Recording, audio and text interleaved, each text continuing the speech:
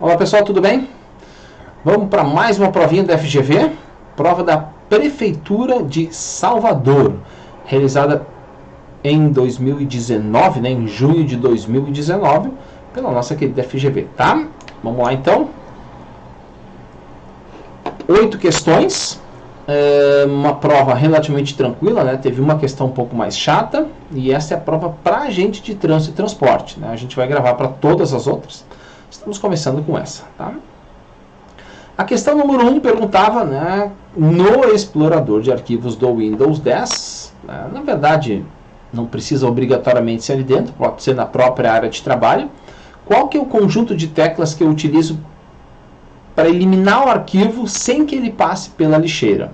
Então, eu já deixei um arquivinho pronto aqui, a gente vai clicar a tecla, né, eu vou clicar a tecla Shift mais a tecla Del. Ah, mas só assim funciona? Não, pode ser. Eu vou pressionar Shift aqui e vou escolher a opção de excluir. Ele também faz a exclusão permanentemente, ok? Então, aproveitem aí, né, essa possibilidade. Não é só o Shift mais o Del que faz isso, né? Qualquer ação de exclusão com a tecla Shift pressionada, tá bem? Então vamos voltar aqui, Shift mais Del, um conjunto de teclas de atalho muito importante e que a gente precisa conhecer, tá? A questão número 2, ela pergunta, né, para mim exibir a extensão dos arquivos, né? A questão acabou sendo anulada, mas nosso objetivo é aprendizagem, né? Então vamos lá. Qual é a opção no menu? Não é exatamente para exibir, né? É para mostrar a extensão dos arquivos que o Windows reconhece, tá? Mas tudo bem. Vamos aqui ao explorador de arquivos. A gente tem no menu exibir um botão chamado... Menu exibir é a nossa resposta, né? A opção chamada extensão de nomes de arquivos. Com isso, eu enxergo, por exemplo, que esse arquivo aqui é um .doc, que esse aqui é um PPTX. Se eu tirar essas coisas, o que o Windows faz? Ele esconde a extensão da gente. Ele só mostra aqui que é um arquivo, né? Não mostra a extensão do arquivo. Tá bem? Então, onde que a gente fez isso? No menu exibir, essa opção estava disponível. Tá? Essa é a questão chata da prova, né? Nós temos um texto no Word, colocamos uma tabela centralizada, né? O texto em torno da tabela não é uma coisa padrão. Como é que a gente faz isso? É meio chatinho, mas vamos lá. Um documento zerado do Word aqui, a gente vai usar um comando chamado rand.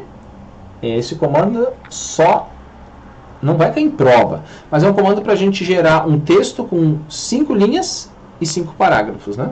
Normalmente funciona mais ou menos... Ah, mas não tem 5. Bom, tem 7, tudo bem. É mais ou menos por aí. Eu quero inserir uma tabela aqui no meio. Eu vou inserir e vou colocar uma tabelinha 2 por 2. Tá? Se eu reduzir a tabela aqui, o que acontece? A tabela não fica com texto na sua volta, como está mostrado lá. Então, o que a gente tem que fazer para que essa tabela tenha texto na sua volta, né? À direita e à esquerda? Nós clicamos na tabela, temos o menu ferramenta de tabela, a gente, por padrão, vem na guia Design, a gente vai para a guia Layout. Na guia Layout, nós temos aqui propriedades da tabela. Clicando em propriedades da tabela, dispor do texto, disposição do texto, né? E a gente tem uma opção chamada ao redor. Tá? É isso que a gente precisava, colocar texto em torno da nossa tabela. Então, e aí sim, está bem semelhante, né? Bem parecido com o que foi colocado lá no nosso texto, tá? Então, é isso aí. Então a tabelinha ficou no meio, né? A tabela diferente, mas é isso aí. Aonde é que a gente foi? Formatar texto? Não. Inserir um documento com quebra de seções, né? Configurando seu alinhamento do texto, não é bem do texto, e não é também alinhamento da tabela, é quase o alinhamento, né? É a disposição. Autoajustes, não, isso é para botar conteúdo ajustado na largura da tabela. E o que a gente realmente fez foi isso aqui, não precisava nem saber o caminho completo, precisava saber que era nas propriedades da tabela. Tá?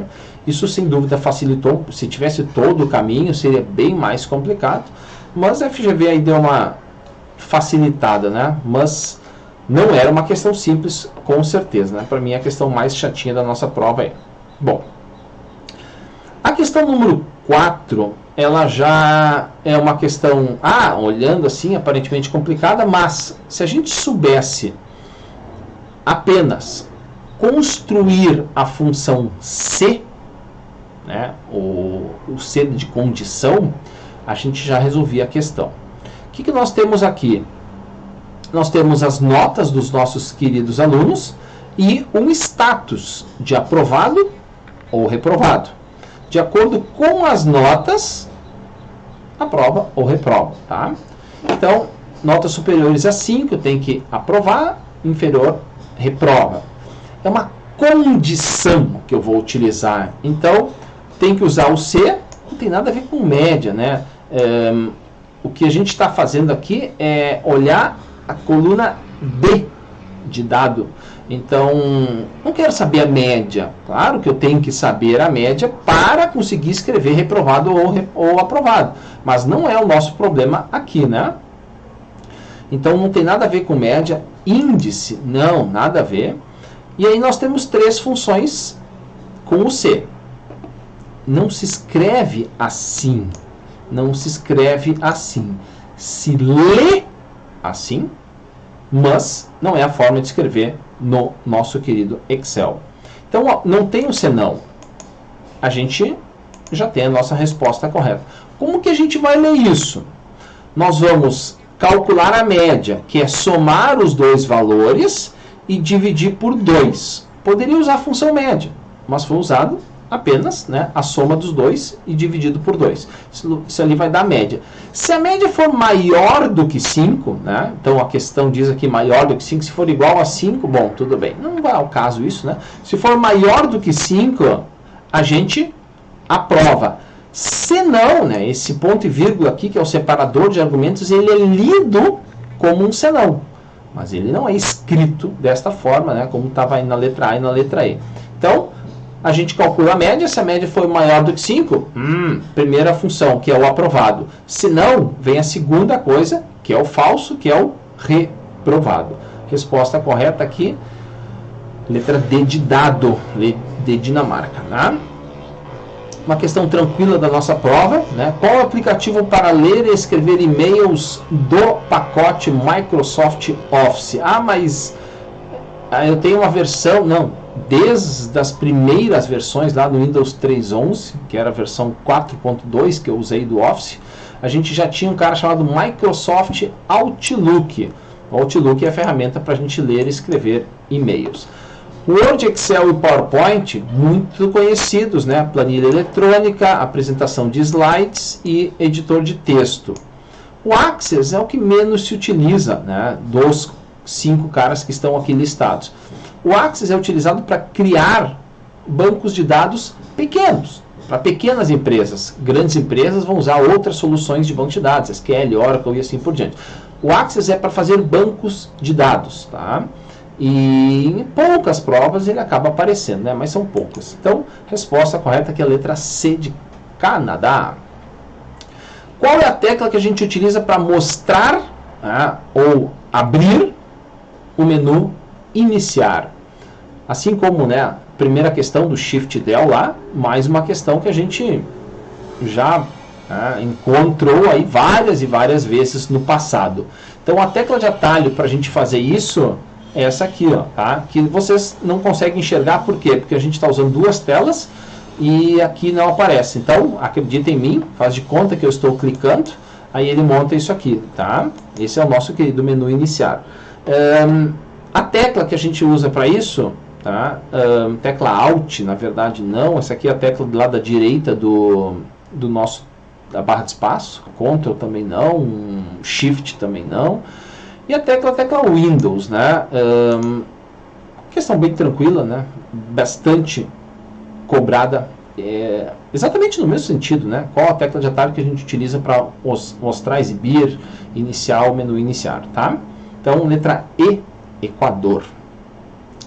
Agora a gente tem duas questões de hardware, né? Hardware, uma de espaços, né, de armazenamento, mas considero ela como uma questão de hardware. Qual é o nome de uma coisa parecida, né, com impressora? Blu-ray, até aparece embaixo, Blu-ray é um DVD com maior capacidade de armazenamento. DVD, ou seja, não tem nada a ver com impressora, né?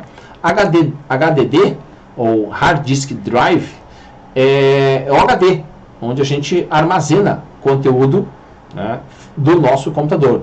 Local de armazenamento definitivo, né, até ser apagado, mas é ali. O scanner é para a gente digitalizar. Ele pode estar junto com a função de impressora, mas não é isso. Para grandes volumes de impressão, a gente usa um cara chamado de plotter. O plotter, por exemplo, só para vocês terem uma ideia, que não o conhece, procura, né, figuras na internet desse cara. Ele é uma impressora gigante, ele tem um rolo de papel, ou seja, se eu quiser imprimir alguma coisa aí de 1 metro, 2 metros, 5 metros, sim, eu consigo, né? Normalmente um rolo, vou dizer assim, 1 metro, 1,5 metro, né, é o tamanho dele, 1,20 metro talvez, e infinito, né, praticamente infinito, então dá para fazer muita impressão ali. Chama-se plotter, procurem aí na internet figurinhas desse cara apenas para memorizá-lo. É uma impressora gigante. Todas as mesmas conectividades com impressora, tem jato de tinta, tinha matricial, né? Não lembro de ter visto plotter laser, mas sim, certamente existe, tá? Então, um cara no mesmo modelo de impressora, de conectividade, de formas de impressão e assim por diante, tá? E a última questão diz que esses caras aqui são unidades ópticas de 120 milímetros, tá? Que é o tamanho deles, e pergunta qual é o maior e o menor. Aí não precisa saber o do meio, né? Então, do maior para o menor, qual a capacidade de cada um deles? Eu vou considerar com uma única camada, né? CD, DVD e Blu-ray, eles podem ter até 2 camadas, aí simplesmente dobra o tamanho de armazenamento de cada um deles, tá? Esse cara aqui vai armazenar em torno de 25 GB. Tá? O CD, que é o primeiro que a gente teve, eu vou colocar na mesma unidade 0,7, tá? Vamos colocar 700 aqui, né? 700 megabytes, não é a mesma unidade, é 1000 vezes menor. E o DVD é 4,5 GB, tá? Então, isso aqui que eu ia escrever, né, no primeiro formato, primeira vez, 0,7 GB, quase 1 GB cabe ali.